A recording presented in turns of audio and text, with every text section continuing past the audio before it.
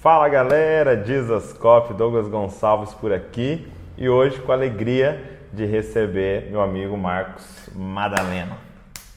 Cara, que bom ter você aqui. Muito bom estar aqui. Salve galera, tudo bem?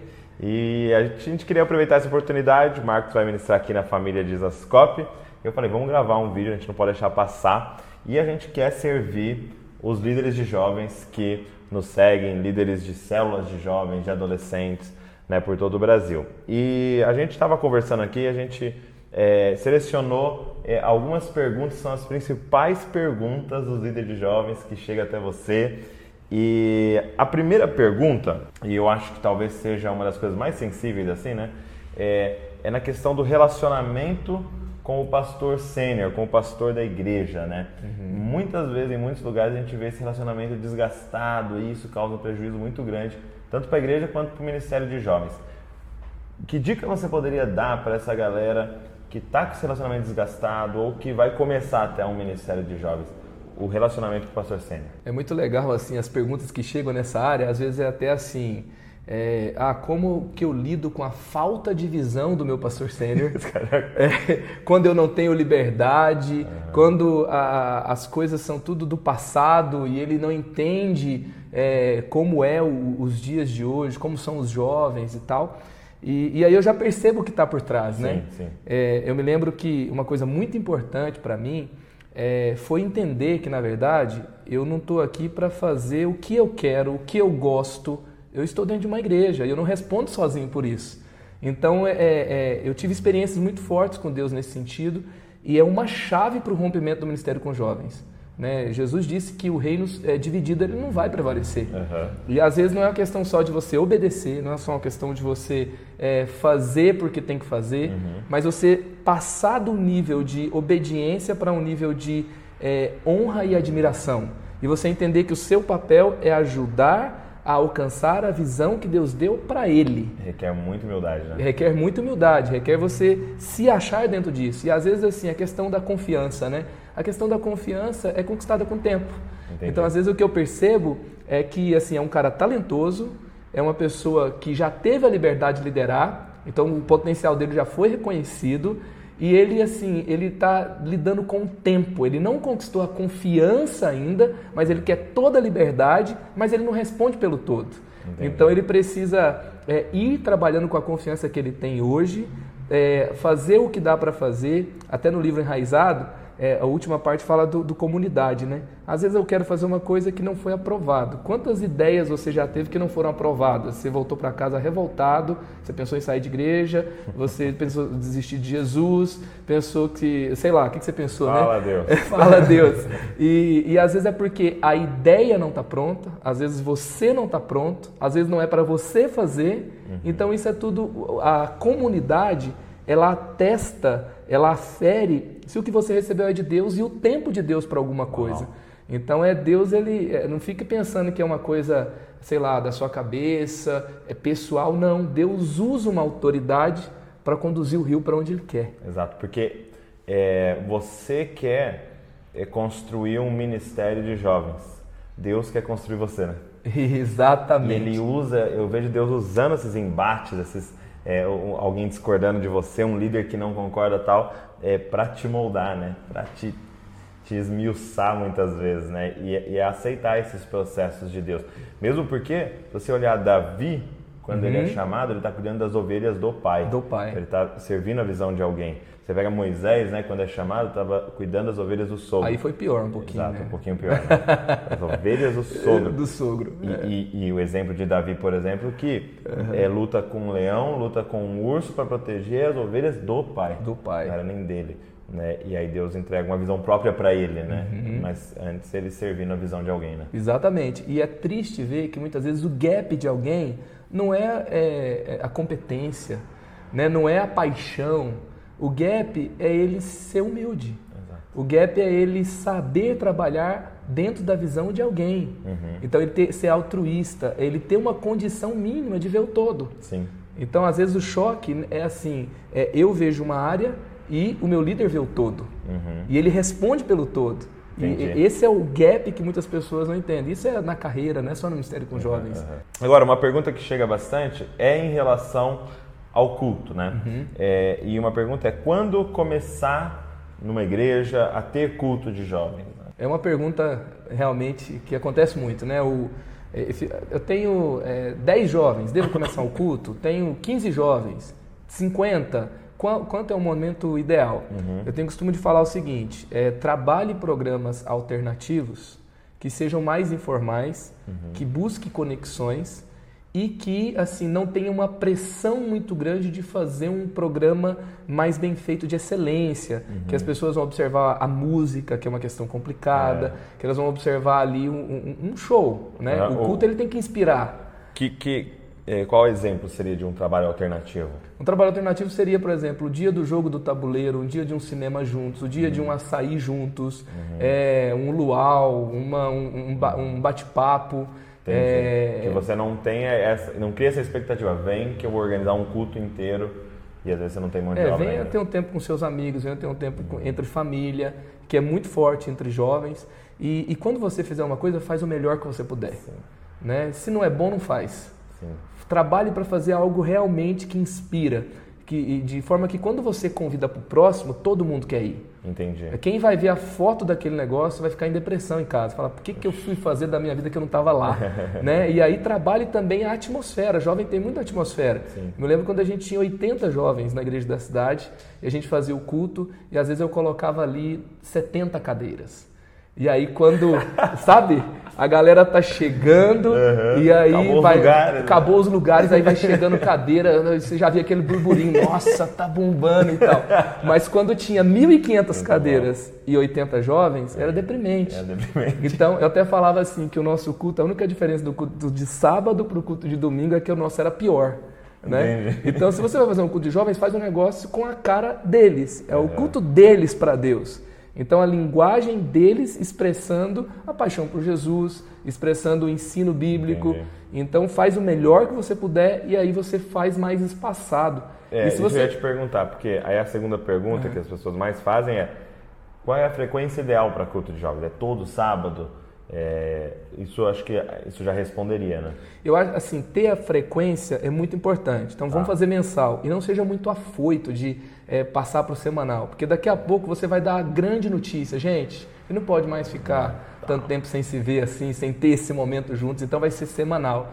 E aí já está assim, já é sucesso o mensal, está consolidado, você tem equipe, você tem estrutura, as coisas estão acontecendo, porque você começar semanal e depois passar para ser mensal, vai correr aquela notícia assim, puxa, não está dando certo e tal. De retroceder, né? Exatamente. Então, seria a frequência ideal para algo com excelência. Exatamente. Entendi.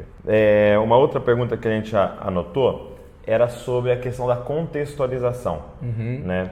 Qual é o limite da contextualização? Então, para quem não sabe, contextualizar é a gente trazer para os moldes atuais alguma coisa, né? Então, a gente quer contextualizar o culto, mas se teve muito aquela ideia do não, mas o mundo está entrando dentro da igreja, qual é o limite da contextualização, se eu ver? É tão interessante que Paulo fala lá em Colossenses 4, né? Primeiro ele ora para que portas fossem abertas, para que ele compartilhasse o evangelho livremente. Aí no versículo 5 ele fala que a nossa conversa tem que ser agradável, ou seja, gostosa de ouvir. Não é só o que eu falo que é importante, como eu falo é importante também. Então tem que ser temperada com sal e agradável. E fala para a gente aproveitar ao máximo cada oportunidade com os de fora, esses que não são da igreja. Então ele tem ali uma base de contextualização. Paulo ele falou para cada público de um jeito diferente. Então a contextualização é importante. Eu acho qual que é o limite? O limite eu não posso sacramentar a contextualização. Eu tenho, a questão da relevância não é você mudar a base, não é você mudar a essência, porque a palavra já está pronta. Quem tem que se preparar é a gente, quem tem que se contextualizar é a gente. A mensagem é a mesma. Então, assim, o limite é você não sacramentar a linguagem, mas você sacramentar o conteúdo. E eu acho que a base para tudo isso é amar. Então, o conteúdo, ele é muito fixo, ele é fixo. É a mão fechada. Agora, a linguagem, ela... é a mão aberta. Entendi. Então, essa questão de você ter sempre uma mão fechada, Aqui você tem as bases da sua fé. O evangelho não muda. O inferno existe, não muda, não é uma alegoria. Jesus vai voltar e tal. Deus é criador, então eu tenho esse... Pecado é pecado. Pecado é pecado. Tá fechado. Mas aqui, assim, vai ser samba, vai ser rock, vai ser eletrônico. Né? Eu posso usar um teatro, eu posso fazer uma performance. Jesus, ele teve uma pregação performática, sem usar palavras. Quando os fariseus estão falando, ele abaixa no chão para riscar numa areia. Ele está fazendo uma performance, ele está dizendo algo com o corpo dele. Né? Paulo, ele vai usar a poesia ateniense em Atos 17. Ele vai citar o que? Cultura popular. Então isso é contextualização. Agora, ele não muda a mensagem. Para todos, ele traz um conceito sobre Deus, um conceito sobre a graça. Ele coloca que as práticas das pessoas são inúteis e ele convida as pessoas para um arrependimento. Ele desafia o público. Eu acho que a contextualização que não deve ser feita é aquela que não trabalha esses conceitos e não desafia o público a mudar de vida. Entendi. Ou seja, eu falo a linguagem de todo mundo, mas ninguém muda de vida. Coça só o ouvido da galera e pô. Eu vi o Tim Keller dizendo algo muito legal sobre isso. Ele disse assim, olha, qual é um desafio nosso? É encontrar os pontos da cultura que são celestiais, que são bíblicos e ressaltá-los. E encontrar os ídolos da sua cultura e pregar para combatê-los. Então, por exemplo, no Brasil, nós somos muito calorosos, nós recebemos muito bem as pessoas, nós abraçamos, nós somos muito afetivos. E isso é bíblico. Hospitalidade. Então a gente pega isso que o brasileiro tem e fala, cara, olha, isso é bíblico, e a gente usa e levanta isso. Agora, por exemplo, a nossa corrupção não é bíblica, então a gente prega combatendo isso, entendeu? Então, o que na sua cidade é bíblico, tem características da sua cidade que são bíblicas, que são revelações do céu nessa cultura, e tem aspectos da cultura que a gente precisa combater, né? É isso mesmo. A igreja não pode ter aquele negócio só combativo, né? A gente costuma usar os exemplos e falar assim, que absurdo. E por que a gente não pega as coisas boas, a criatividade, o ser caloroso, e aí você trabalha reforçando esses pontos, né? Agora, e isso aqui é uma dúvida minha também, né? Como é que a gente pode conciliar a questão do tempo, né? Por quê? Porque liderando jovens ou liderando qualquer coisa, você tem família, ministério, sua carreira profissional, como é que administrar toda essa demanda aí? Eu acho o seguinte, primeira coisa, se a gente começa a calcular o preço, você começou apaixonado, você não mediu uma noite que você ia dormir, se você começou a calcular o preço, de repente a paixão diminuiu. Não é que o tempo ficou difícil de conciliar. Entendi. É que o preço começou a ficar caro. Entendi. Então essa é uma questão para você avaliar. Será que eu não tenho mais tempo ou será que ficou caro demais? É lógico que assim, o fardo que Jesus tem para nós, ele é leve. Sim. É leve é uma palavra boa, inclusive. Leve. No texto são duas, mas ok. Mas enfim, é importante você entender assim, qual é o seu momento de vida. Entendi. Se você está entre os 20 e os 30 anos, você está no momento ideal de queimar, gastar sua vida ali, ir para cima, e você não vai ter essa idade para sempre, você tem condições de dar algo mais, e depois você começar, por exemplo, uma das coisas que ajudam é você ter a teoria do 100%. Né? Se você está lá com a sua família, você está 100%. Você não está fazendo tudo o tempo todo. Algo de gestão de tempo, você lê algum material sobre isso, vai te ajudar. Por exemplo, não ficar respondendo mensagem o tempo todo. Porque a resposta para algumas dessas coisas tem a ver com a maturidade, é a eficiência. Né? Qual que é o meu melhor horário que eu mais produzo? Como é o meu corpo? Como eu vou estar em cada ambiente? Por exemplo, eu comecei como pastor de jovens, ter que estar em muitos aniversários, ter que estar em muitos noivados, ter que estar em casamentos. Então, assim, eu aprendi que eu não vou chegar antes de todo mundo e sair depois de todo mundo. Eu vou chegar num horário onde eu vou ser visto, onde eu vou ser relevante, onde eu vou abençoar e eu vou ser focado. Eu tenho que liderar a minha agenda em direção... Jesus, ele produzia discípulos que produziam frutos. Sim. Então eu tenho que ver como eu vou produzir frutos da melhor forma. Sim. E assim eu acredito que a eficiência é uma resposta. A primeira questão da paixão. Rever a paixão, rever o preço. Tem que ter intensidade, tem que ter sacrifício no altar para ter fogo, para ter unção, para ter mover de Deus. E você ser eficiente com o tempo que você tem, com o corpo que você tem. Usá-lo da melhor... E eu gostei da teoria do 100%, né? 100% em cada lugar. Tá estudando, 100% ali, tá com a família, 100% ali. Vai jantar com a namorada, tá liderando jovens, aí você pega e fica no WhatsApp o tempo todo. Não tem como. É crime, né? Vai dar problema. As duas coisas, né? Exatamente. Uma questão também que é muito importante e que eu vejo várias igrejas com dificuldade é na questão das faixas etárias. Algumas estão misturando tudo. Como é que vocês têm lidado com essa questão da diferença de idade, da juventude, né, no geral? Não dá mais para a gente juntar todo mundo e falar para todo mundo ao mesmo tempo, né? O ambiente vai começar a se definir. Sim. Ou os jovens mais velhos vão começar a achar que a molecada faz muito barulho, né? E aí eles vão definir o ambiente com o ambiente mais velho, ou os mais novos vão achar que os outros estão muito tiozão e vão definir o ambiente para mais novo e você vai atingir menos um público e mais outro público. Porque hoje em dia a faixa etária de juventude é muito grande, né? Entendi. Todo mundo quer ser jovem para sempre. Qual é a faixa etária, por exemplo, que vocês trabalham Nós lá? trabalhamos de 13 até os 35 é o range maior. A gente dá uma colher de chá para os solteiros até os 39, inclusive. Que assim, é um tempo que ele está solteiro, ele não passou ainda para formar uma família e é uma faixa etária que cresce muito, que são os jovens adultos que nós chamamos. Aí tem os jovens casais, que muitas vezes eles começam a namorar e saem da juventude. Sim.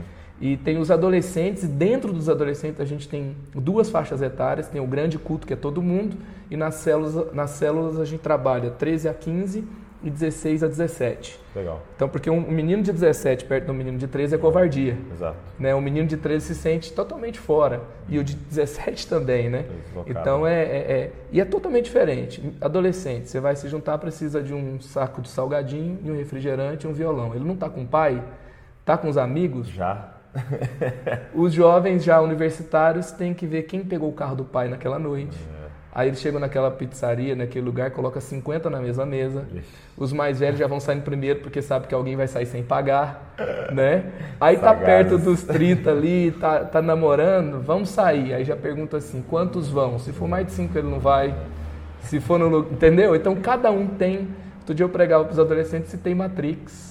Todo mundo ficou voando. Boiando, né? Aí, menino de 15 anos assistiu Matrix, Exato. né? Então, cada um tem para mais efetividade, você precisa segmentar o público. E aí não precisa começar com culto para cada um. Você pode começar com pequenos grupos, encontros periódicos, discipulado, e aí depois você vai fazendo então um culto bimestral, mensal, Legal. Até chegar no semanal. E por último, a galera que está nos assistindo é uma galera que curte os movimentos, né? Tudo, tanto que está aqui, né, vendo um movimento, que é o movimento de Zascope online. E muitos desses movimentos têm expressões também offline, né? Então tem um grupo na universidade, tem um culto na rua e tal. E esses movimentos chegam nas cidades, né? E aí tem uma reclamação dos líderes de jovens em como lidar com isso. Então ele é do grupo de jovens, ele faz parte do movimento tal. Que dica você daria para esses líderes de jovens? A primeira coisa é assim, fique em paz, que o que permanece, vem e vai em movimentos é a igreja. Sim. E os movimentos, por exemplo, que não são a favor da igreja, eles vão até passar mais rápido. Exato. Eles vão ter muito barulho, eles vão ter muita expressão e vão passar mais rápido. E para você, o que vai determinar quando esses movimentos passar, como você vai estar? A igreja vai continuar, mas teve movimentos que vieram e terminou. Ele passa, quando ele passa, a igreja sentiu, ela sofreu. É igual quando a onda vem e ela destrói a praia ao redor. Um tsunami que chegou, ninguém sabia, e aí então deixou um estrago grande. E depois você vai reconstruir. Se você for lá na Tailândia hoje, parece que não teve um tsunami. Mas na época foi complicado, e foi complicado reconstruir. Então eu sempre falo assim, tire o melhor dos movimentos. Então surfe a onda. Por exemplo, tem um movimento de cultos nas praças. Lá na nossa juventude, a gente criou um culto na praça, mas ele não é semanal e não é no dia do culto. Sim. Então, assim, quem nos segue sabe quando sabe aonde e é um movimento que nós temos aprendido com esse movimento. A surfar essa onda. Eu trago pessoas que são expoentes desse movimento, Legal. Que a nossa juventude está vendo na internet e está vendo que eles estão lá também. Sim. Então, quando eles vêm falar assim, eu tenho uma última ideia do momento, não, eu sei, eu estou ligado, eu estou aprendendo e a gente está fazendo. Vamos fazer junto? Né? Então você não está vendo, não tem gente rachando a igreja lá por causa do movimento, né? Você não está perdendo para eles, você está ganhando com eles. Eles podem passar, podem durar mais tempo ou menos tempo, mas quando ele foi embora você cresceu, você se tornou mais forte, você se reinventou. Eu acho que essa é uma forma de você tirar o melhor dos movimentos. Muito legal. Espero que esse bate-papo tenha abençoado você, como abençoou a minha vida. E eu queria te incentivar a seguir o Marcos nas redes sociais. E ele também tem um canal aqui no YouTube. Eu queria que você se inscrevesse. Conteúdo de muita qualidade. O Marcos é líder da Eleve, Juventude Eleve, dos grupos de jovens mais influentes da nossa nação aí, em igrejas locais principalmente. E tem muito material lá que vai te abençoar. E também deixa um comentário aqui, se inscreve no nosso canal. E Deus abençoe muito sua vida. E não se esqueça que você é uma cópia de Jesus. Valeu, Marcos. Valeu.